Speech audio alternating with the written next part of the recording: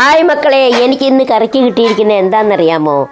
ഞണ്ടാണ് കറിക്ക് കിട്ടിയിരിക്കുന്നത്. ഇതാ കണ്ടോ, അഷ്ടമുടിക്കായുള്ള ഞണ്ടാണ്. ഇതിനെ ഞാൻ വൃത്തിയാക്കി വെച്ചിരിക്കുകയാണ്. കൊച്ചു ഞണ്ടാണ്. റോസ്റ്റ് ചെയ്യാമെന്ന് വിചാരിച്ചു. അതിനെ കൊച്ചാട്ട് ഞാൻ എന്ന് കൊടുക്കുക. ആകെ കൊച്ചാണ്. അതിന് വേണ്ട ഇൻഗ്രീഡിയൻസ് ആണ് മുളക് പൊടി, മല്ലിപ്പൊടി, മഞ്ഞൾപ്പൊടി, ഗരം മസാല, കറിവേപ്പില.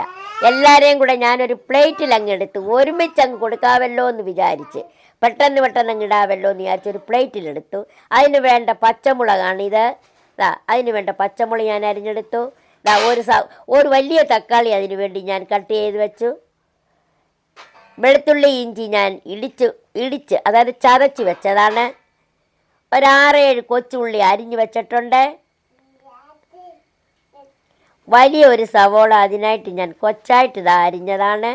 റോസ്റ്റ് ചെയ്യേണ്ട ആവശ്യത്തിന് വേണ്ടി തന്നെ അരിഞ്ഞതാണ്.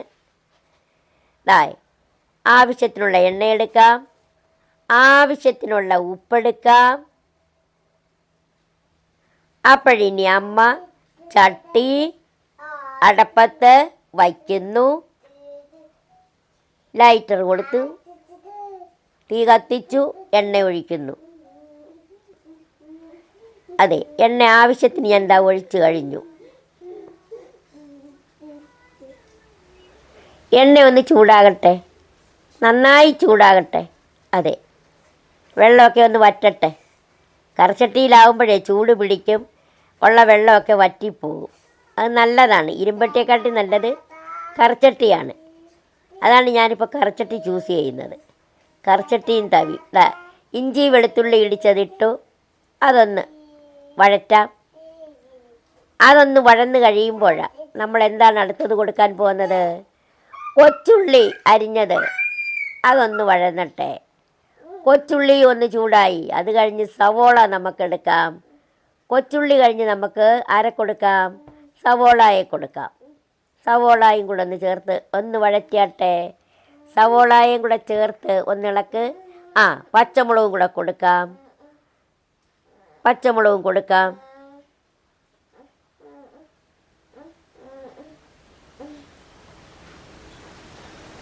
എല്ലാവരെയും കൂടെ ചേർത്ത് യോജിപ്പിക്കുകയാണ്.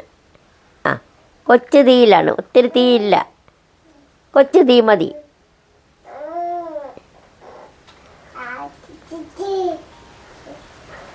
അതിനാവശ്യമായ ഉപ്പ് കൊടുത്തിട്ടുണ്ട്. അപ്പോഴാണ് സവോളയൊക്കെ ഒന്ന് ഒതുങ്ങിക്കിട്ടും. ഉള്ളിയും സവോളയും ഒക്കെ ഒന്ന് പെട്ടെന്നൊന്ന് ഒതുങ്ങിക്കിട്ടും. ആവശ്യത്തിനുള്ള ഉപ്പിട്ട്. ഉപ്പ് നേരത്തെ ഇട്ട് കഴിയുമ്പോൾ പിന്നെ മറവി വരത്തില്ലല്ലോ. എന്താണ്, ഒന്ന് വഴന്ന് വരട്ടെ. 2 കറിവേപ്പിലയും കൂടി ഇടാം. അതും കൂടിയിട്ട് ചേർത്ത് നമുക്കൊന്ന് ഇളക്കാം. കറിവേപ്പിലയും കൂടെ ചേർത്ത് ഇളക്കി. ഉള്ള തക്കാളിയും കൂടെ നമുക്കങ്ങ് കൊടുക്കാം. എല്ലാവരെയും കൂടെ ഒന്ന് സമൂലം ഒന്ന് യോജിപ്പിക്കാം. കറിച്ചട്ടിയുടെ ആ ചൂടോട് കൂടിയാണ്, വലിയ ചൂടില്ല, ഫ്ലെയിം കൊച്ചാക്കി വെച്ചിരിക്കുകയാണ്. ആ ചൂടിൽ എല്ലാവരെയും കൂടി ഒന്ന് നന്നായി യോജിപ്പിക്കാം. അതല്ലേ നല്ലത്. നന്നായിട്ട് യോജിപ്പിക്കാം. നന്നായിട്ട് ചെറിയ തീയിൽ അവരൊന്ന് വഴന്ന് വരട്ടെ. അവർ ചേർന്ന് വഴന്ന് വരട്ടെ. നമുക്ക് അടച്ച് വെക്കാം. അപ്പോൾ പണ്ടത്തെ കാലത്തൊക്കെ എന്ന് വെച്ചാൽ മഴ വരുമ്പം ഞങ്ങൾക്ക് ബോൾ ഉണ്ടാക്കി തരും.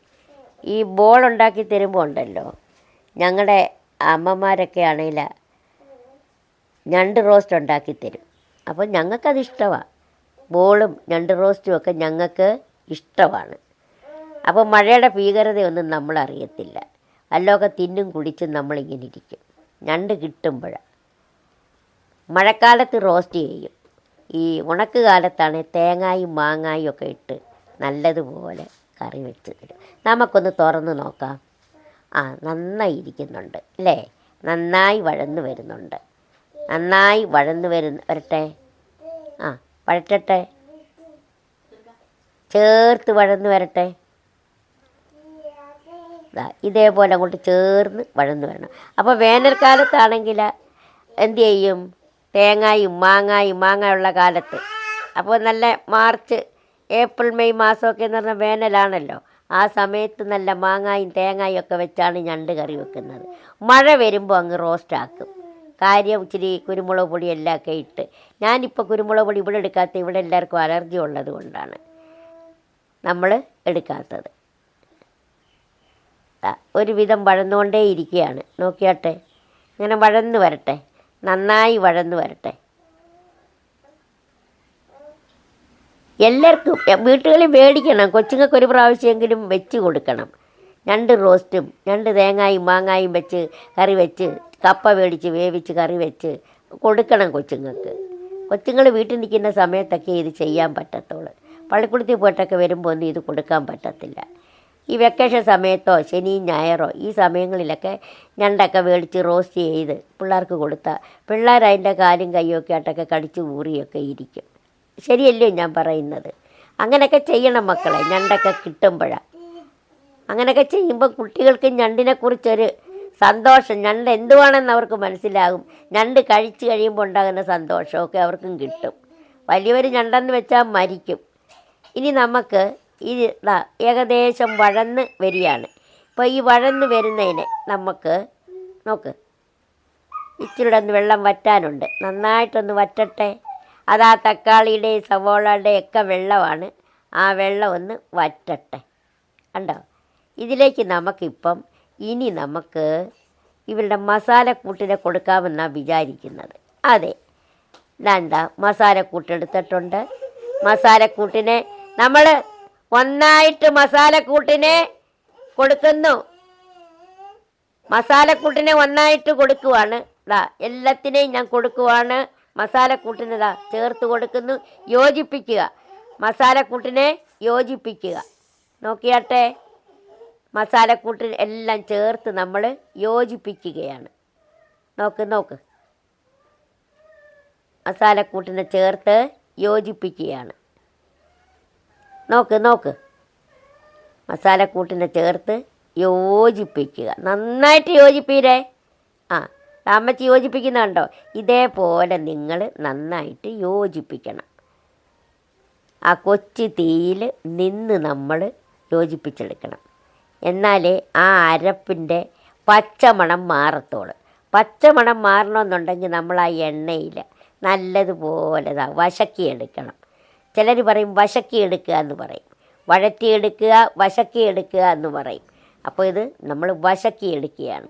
നന്നായിട്ട് വശക്കിയെടുക്കുക. കണ്ടോ? അപ്പോൾ ആ മുളക് പൊടി, മല്ലിപ്പൊടി, മഞ്ഞൾപ്പൊടി എല്ലാവരും ചേർന്ന് നന്നായി വശക്കി. ഇനി നമുക്ക് ഇതിനകത്തോട്ടാണ് നമ്മൾ കട്ട് ചെയ്ത് വെച്ചിരിക്കുന്ന ഞണ്ടിനെ കൊടുക്കാൻ ഉദ്ദേശിക്കുന്നത്. അപ്പോൾ ഞണ്ടിനെ കൊടുത്തു. കട്ട് ചെയ്ത് വെച്ചിരുന്ന ഞണ്ടിനെ നമ്മൾ കൊടുത്തു. കണ്ടോ? കട്ട് ചെയ്ത് വെച്ചിരിക്കുന്ന ഞണ്ടിനെ കൊടുത്തു. അതിനെയും കൂടെ നമ്മൾ നന്നായി യോജിപ്പിക്കുന്നുണ്ട്.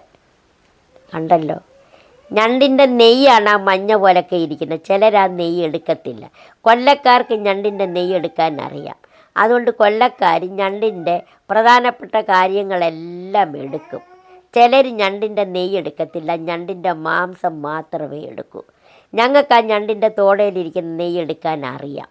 അഴുക്ക് കളഞ്ഞിട്ട് നെയ്യ് എടുക്കാൻ അറിയാം. സ്ഥിരം ഞങ്ങൾ ഉപയോഗിക്കുന്നതായതുകൊണ്ട് ആ തോടിലെ എല്ലാ അഴുക്കും കളഞ്ഞ് ഞണ്ടിൻ്റെ നെയ്യും അതിൻ്റെ വേണ്ടതെല്ലാം ഞങ്ങൾ എടുക്കും. വേണ്ടാത്തത് മാത്രമേ വെട്ടി കളയുകയുള്ളൂ. ഇതിപ്പോൾ കൊച്ചു ഞണ്ടായതുകൊണ്ടാണ് ചിലതിൻ്റെയൊക്കെ കാലതിൽ കാണുന്നത്. കാലയെ പിടിച്ച് കടിച്ച് തിന്നാൻ നല്ല ടേസ്റ്റാണ്.